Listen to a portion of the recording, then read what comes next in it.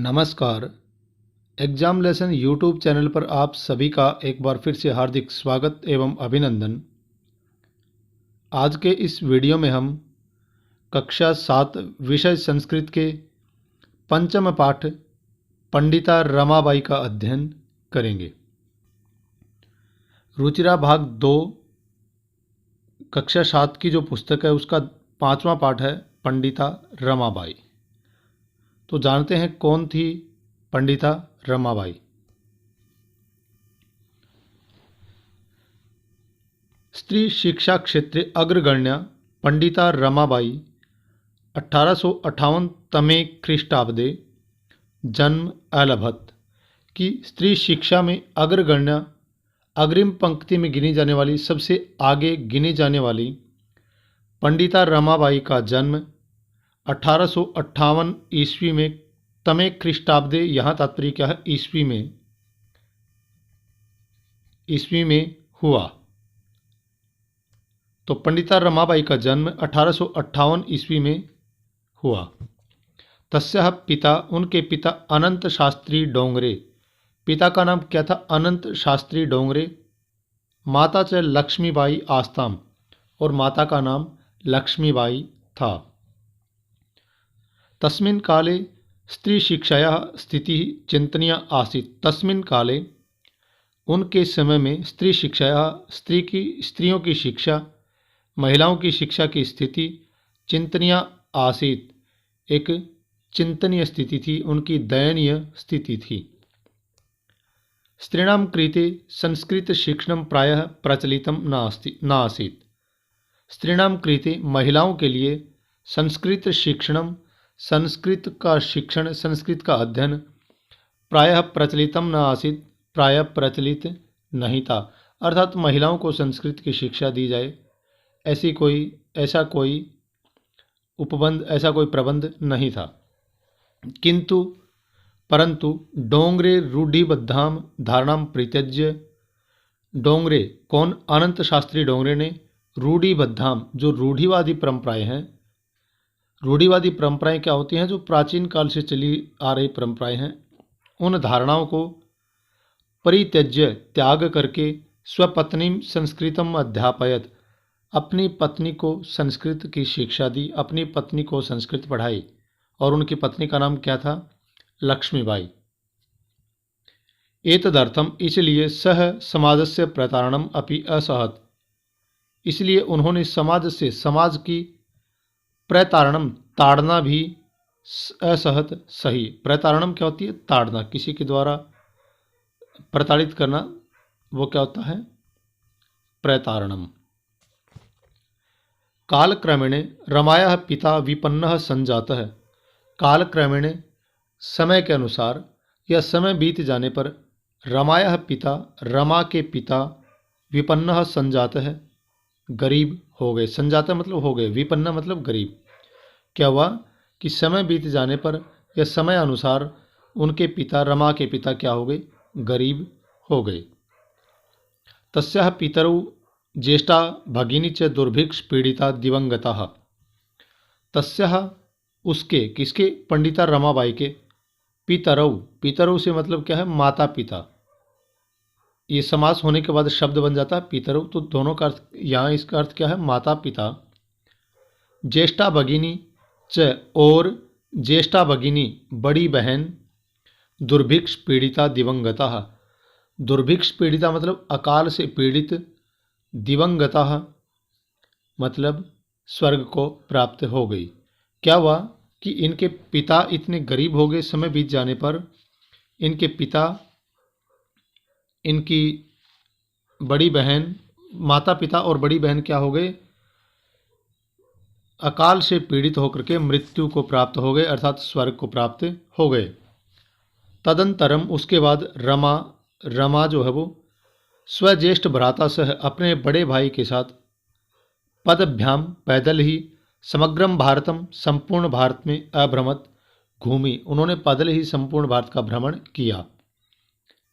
भ्रमण काल में ही सा कोलकाता प्राप्ता, घूमते हुए क्या हुआ, सा कोलकाताम प्राप्ता, वह कोलकाता पहुंची। कोलकाताम प्राप्ता मतलब कोलकाता पहुँची। संस्कृत वैदुष्येण सा तत्र पंडिता सरस्वती च इति उपाधिभ्यां विभूषिता। संस्कृत वैदुष्येण संस्कृत विद्वानों के द्वारा सा वह तत्र वहाँ पर, कहाँ, कोलकाता में, पंडिता सरस्वती च उपाधिभ्याम पंडिता और सरस्वती आदि उपाधियों से विभूषित हुई अर्थात नवाजी गई। उनको उपाधि दी गई पंडिता और सरस्वती की। तत्रैव सा ब्रह्म समाजेन प्रभाविता वेदाध्ययनम अकरोत्। तत्रैव वहाँ पर सा उसने ब्रह्म समाजेन प्रभाविता ब्रह्म समाज के प्रभाव से वेदाध्ययनम अकरोत् वेदों का अध्ययन किया। पश्चात उसके बाद शास्त्रिणाम कृते उसने महिलाओं के लिए वेदादीनाम शास्त्राणाम शिक्षायै आंदोलनम प्रारब्धवती। और उसने क्या किया, वेद आदि नाम वेद आदि जो शास्त्र हैं उन शास्त्रों का शिक्षा के लिए आंदोलनम प्रारब्धवती आंदोलन शुरू किया कि महिलाएं भी वेदों का अध्ययन करें, शास्त्रों का अध्ययन करें, वो भी पढ़ सकती हैं। इसके लिए उन्होंने आंदोलन आरंभ कर दिया। 1880 तमे ख्रीष्टाब्दे 1880 ईस्वी में सा उसने विपिन बिहारी दासेन सह बांकीपुर न्यायालय विवाहम अकरोत्। उसने क्या किया कि विपिन बिहारी दास के साथ बांकीपुर न्यायालय, बांकीपुर एक जगह का नाम है, उस बांकीपुर न्यायालय में, बांकीपुर कोर्ट में विवाहम अकरोत् विवाह कर लिया, शादी कर ली। सार्ध एक वर्षात अनंतरम, सार्ध एक वर्षात मतलब 1.5 वर्ष बाद, सार्ध मतलब आधा होता है और एक वर्षात एक और आधा 1.5 कि 1.5 वर्ष के बाद तस्याः पति दिवंगत है, उनके पति मृत्यु को प्राप्त हो गए, दिवंगत हो गए अर्थात स्वर्ग को प्राप्त हो गए।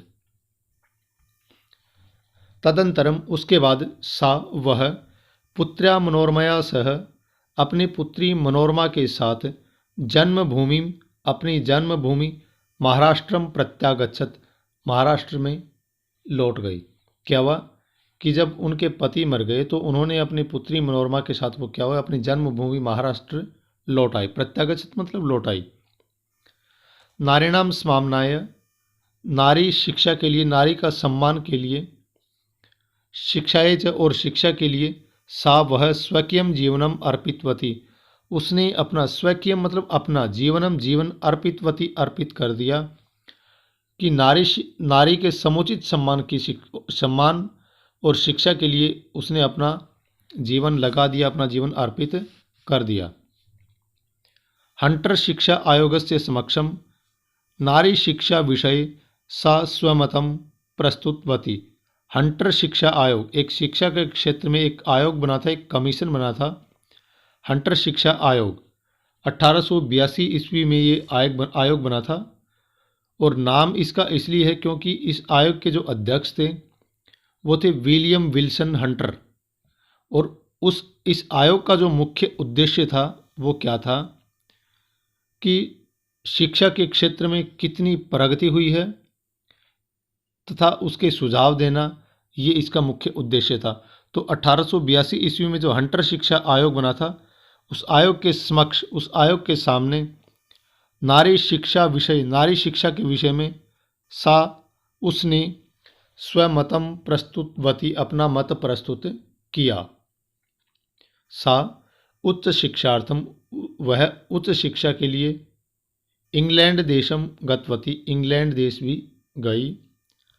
तत्र ईसाई धर्मस्य स्त्री विषयकैः उत्तम विचारैः प्रभाविता जाता। और वहाँ पर क्या हुआ, ईसाई धर्म से जो स्त्री विषयकैः है, स्त्रियों के विषय में उनके जो उत्तम विचार है, उत्तम विचारों के द्वारा प्रभाविता जाता, वो प्रभावित भी हुई। आगे देखते हैं।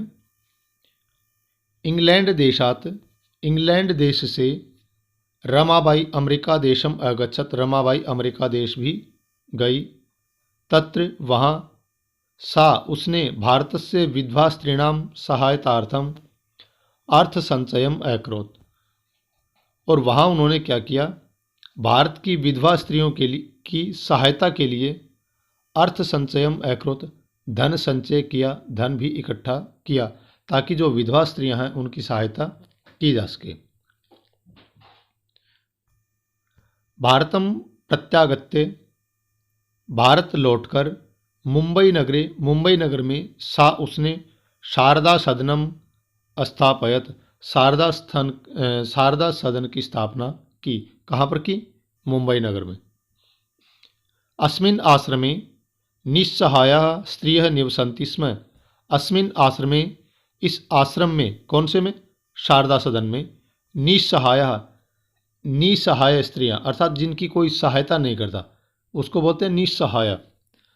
तो निसहाय स्त्रियां निवसन्ति स्म, रहती थी। निवसन्ति स्म मतलब रहती थी। तत्र स्त्रियः, वहाँ पर महिलाएं क्या करती थी? मुद्रण, छपाई का कार्य, टंकण और टाइपिंग, काष्ठ कलादि नाम से, और काष्ठ कलादि, काष्ठ क्या होता है? लकड़ी। तो जो लकड़ी पर कला का कार्य है वो भी प्रशिक्षणम अपि लभन्ते स्म, उसका भी प्रशिक्षण लभन्ते स्म प्राप्त करती थी। तो जो शारदा सदन था उस आश्रम में निसहाय स्त्रियां रहती थी, और वहाँ पर क्या था? महिलाओं के लिए छपाई का कार्य, टाइपिंग का कार्य, काष्ठकलादि नाम से मतलब लकड़ी पर चित्रकारी, काष्ठ कलादि नाम कहें तो लकड़ी पर चित्रकारी का प्रशिक्षण भी वहाँ पर प्राप्त करती थी वो महिलाएं। परम इदम सदनम, बाद में, परम मतलब बाद में, इदम सदनम यह सदन पुणे नगरे स्थानांतरितम जातम, पुणे नगर में स्थानांतरित हो गया, मतलब जातम हो गया, पुणे नगरे, पुणे नगर में स्थानांतरित हो गया बाद में ये।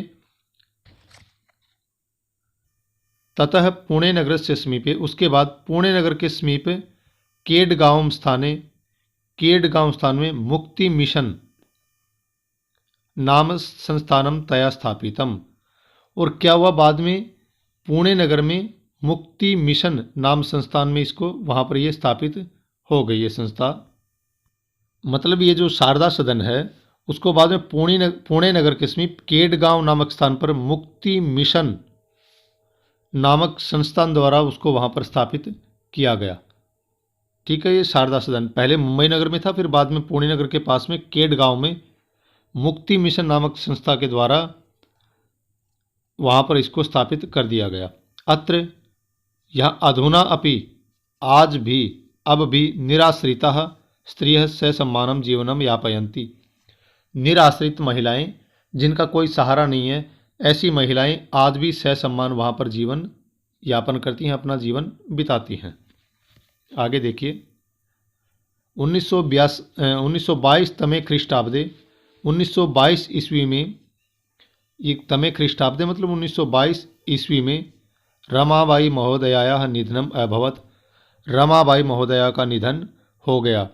सा देश विदेशानाम अनेकासु भाषासु निपुणा आसीत्, सा वह देशी और विदेशानाम विदेशी अनेक भाषाओं में निपुण थी, उनको अनेक भाषाएं आती थी। समाज सेवायाः अतिरिक्तम, समाज सेवा के अतिरिक्त लेखन क्षेत्रे अपि, लेखन के क्षेत्र में भी, राइटिंग में भी, तस्याः महत्वपूर्ण अवदानम अस्ति, उनका महत्वपूर्ण योगदान है। उन्होंने समाज सेवा तो की, साथ साथ उनका लेखन में भी महत्वपूर्ण योगदान है। क्या योगदान है? स्त्री धर्म नीति, हाई कास्ट हिंदू वीमेन इति तस्याः प्रसिद्ध रचना द्वयम वर्तते, कि स्त्री धर्म नीति और हाई कास्ट हिंदू वीमेन इति, ये तस्या उनकी प्रसिद्ध रचना द्वयम वर्तते, उनकी दो प्रसिद्ध रचनाएं हैं। तो रमाबाई ने महिलाओं की शिक्षा के लिए, महिलाओं की सहायता के लिए बहुत अच्छा कार्य किया, और साथ साथ दो पुस्तकें भी उनकी, लेखन के कार्य क्षेत्र में भी उन्होंने अच्छा कार्य किया। दो पुस्तकें, स्त्री धर्म नीति और हाई कास्ट हिंदू वीमेन, भी उनकी प्रसिद्ध रचनाएं हैं। तो अपना ये पाठ समाप्त होता है। पाठ में आए कठिन शब्दार्थों को आप याद करें ताकि आप पाठ को अच्छी तरह से समझ सकें। अगर इन कठिन शब्दार्थों का आप स्क्रीनशॉट लेना चाहें तो ले सकते हैं, या फिर लिखना चाहें तो इनको आप लिख भी सकते हैं। तो अपना ये पाठ समाप्त हुआ। वीडियो पसंद आए तो लाइक करें, अपने दोस्तों को भी शेयर करें। मिलेंगे एक अगले वीडियो में, तब तक के लिए आप सभी का धन्यवाद।